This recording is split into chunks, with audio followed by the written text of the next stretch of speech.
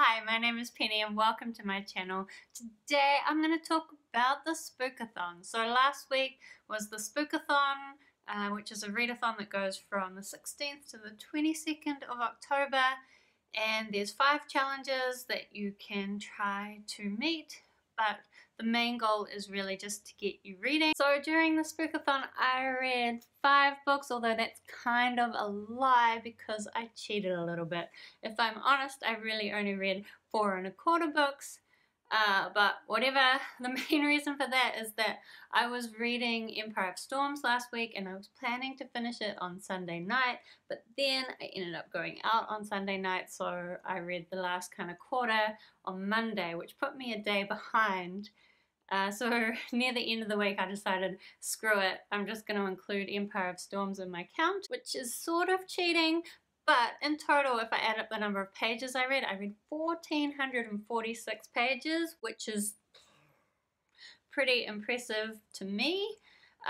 So I'm pretty happy with that, even if it's only 4 1/4 books. I had to do some shuffling of my plans to fit Empire of Storms into the challenges, but I decided to count it toward books with orange on the cover because there's a nice bit of flame. I'll probably try and put the picture here. Well, I think everybody knows about Empire of Storms, but it is the 5th book in the Throne of Glass series. The story by the 5th book is completely different from the beginning.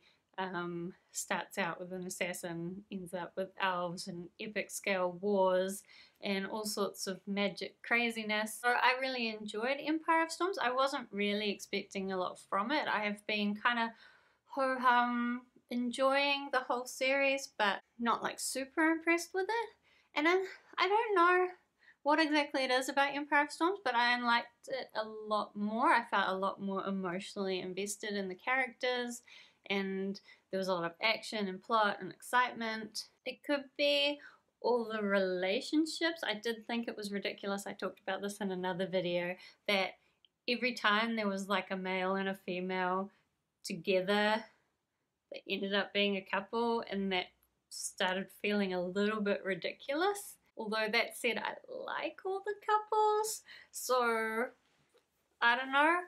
But I really enjoyed this book. It's kind of so epic now that even though things don't seem very realistic, that kind of doesn't matter anymore, and I like the way that everything fitted together. And even though there's kind of a lot of things that magically fit together, it didn't seem too forced or like untrue, although of course the whole story is so epic in proportions now that of course it doesn't seem true at all. So before I wasn't really looking forward to Tower of Dawn, which is the next book in the series, but now I think I might actually get to it much earlier. So once I finished Empire of Storms, I was finally able to get into the books that I actually was planning to read for the Spookathon. So the first one was Down Among the Sticks and Bones, and after my shuffle, I'm counting that towards the challenge for a book with a spooky word in the title, because bones is a pretty spooky word.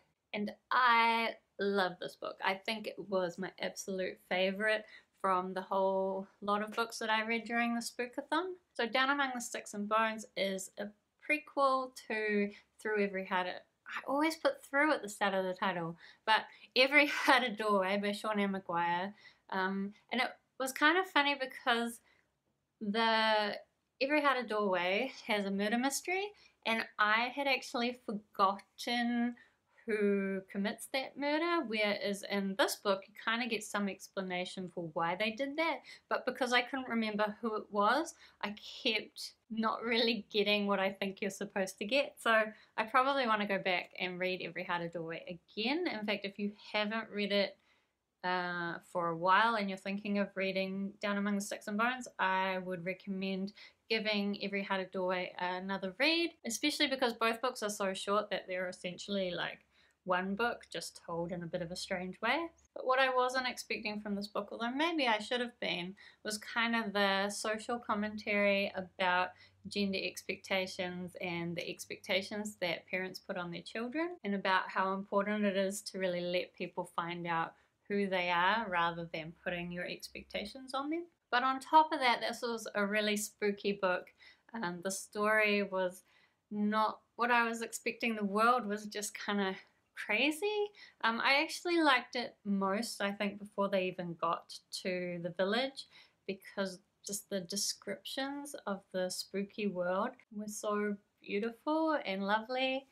It was just, I really enjoyed this book, and it's so short. I think everybody should read it. So I finished that about halfway through Tuesday, I think, and then I started reading One Dark Throne. So One Dark Throne is by Kendara Blake, and it is the sequel to Three Dark Crowns.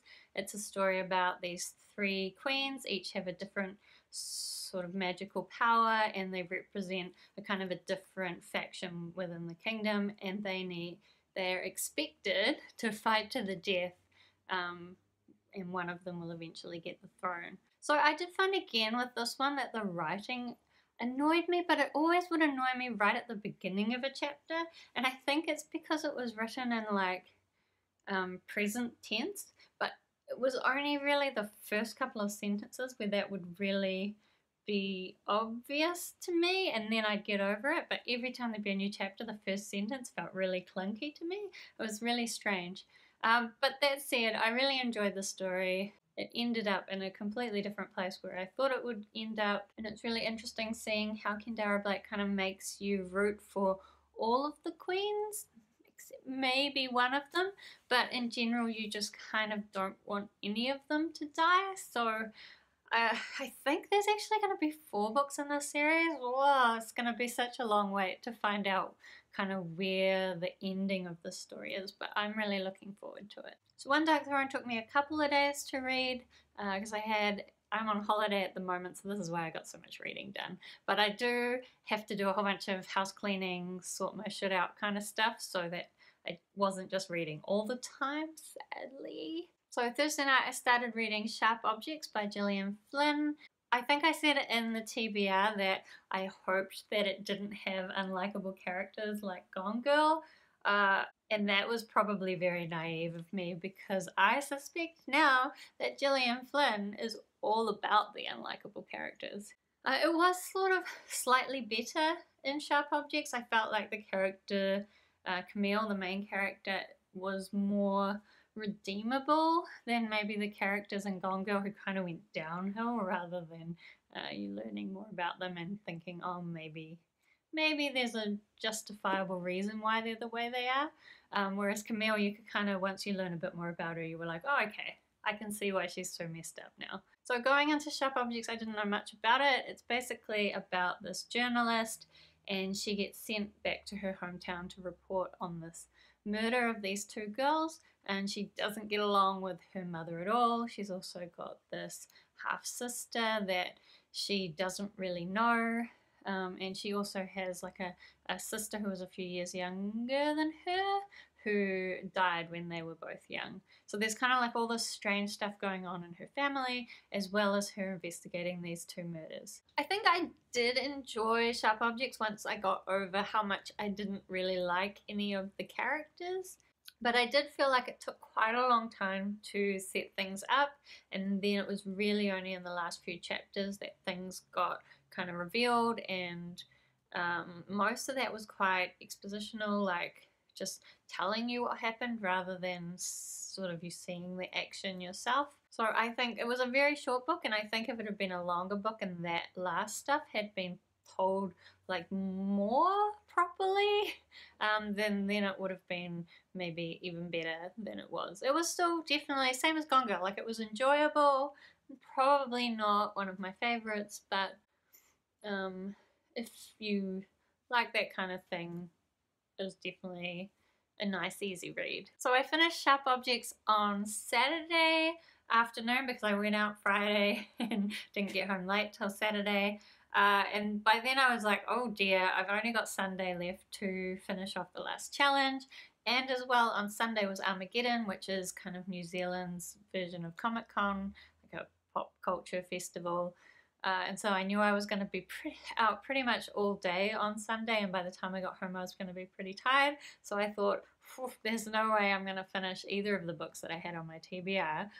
And I thought, what's a nice short book that's on my Goodreads want to read list? So I had a look through and I found what is it called? Face on the Milk Carton series by Caroline B. Cooney. I read this as kind of a child, although I think I only read the first book when I was quite young in my teens. And I had last year, I think, decided that I should reread it because they re-released it with these new black covers. And then I looked it up on Overdrive, and my library has a copy of the whole series. I feel like I looked it up before and they didn't, so it's exciting that they've got it now. So I decided to read the second book in that series, which is Whatever Happened to Janie. I'm trying to think about what I can actually say about the series without spoiling the first book, although, I mean, it's a really old series and it really is targeted towards younger readers, so I don't know that anyone who's watching this would ever read it. It's definitely an interesting investigation into family life. I'll tell you a little bit. So it's about this girl called Janie, and she lives with her family as teenagers do. I think she's 15, and at lunchtime she has this milk carton. It's got one of those missing children pictures on it, and it's her from when she was a child, and she's like, what? And it turns out that in fact her family isn't her family, and so then in the second book she goes to live with the family that isn't her family, and it doesn't go very well. So the second book is told from lots of different perspectives, including her family, who, from their perspective, she disappeared when she was 3 and they've been really worried and it's had a huge impact on their life. But then, of course, bringing her back into the family, it's really strange because she's been raised in a completely different way and they just don't. It's not that they don't get along, because they do, but it's still really difficult. So even though the writing in these books does feel kind of quite dumbed down, like I prefer books for children that aren't so dumbed down. Like I feel like other stuff by Caroline B. Cooney, say like the Fog series, which I love, isn't dumbed down at all. Maybe it's targeting a slightly different audience. Not really sure. But this Face on the Milk Carton series, it's a little bit dumbed down, so that frustrates me a bit. But that said, I cried multiple times during this book. Mainly I just think because of imagining how horrible the situation would be, knowing that it's not really anyone in the family's fault that they've ended up in this position, but also knowing that it's just putting them in such a difficult position. Oh, it was just made me cry. I think there's another 2 books in the series. I cannot imagine that there's any more story to tell, but I guess we will find out.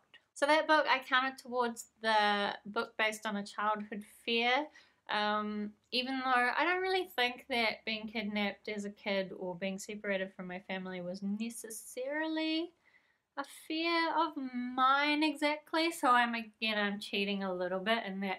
I mean, it's definitely a childhood fear that a lot of children have, and as a child I definitely wouldn't have wanted to be separated from my parents, although I never really worried about it. So yeah, those are the books that I read for the Spookathon. I was pretty happy with getting through that many books in just a week, although definitely helped that I was on holiday. Did cheat a little bit, but you know what, like, I'm just gonna be happy with the amount I read, because that was kind of the main purpose of the Spookathon. So I think if we take that on board, then the Spookathon for me was definitely a success. So if you did the Spookathon, I'd love to hear how it went for you. Hopefully it went as well, or at least you read something. That's the whole point. Thank you for watching, and I'll see you next time.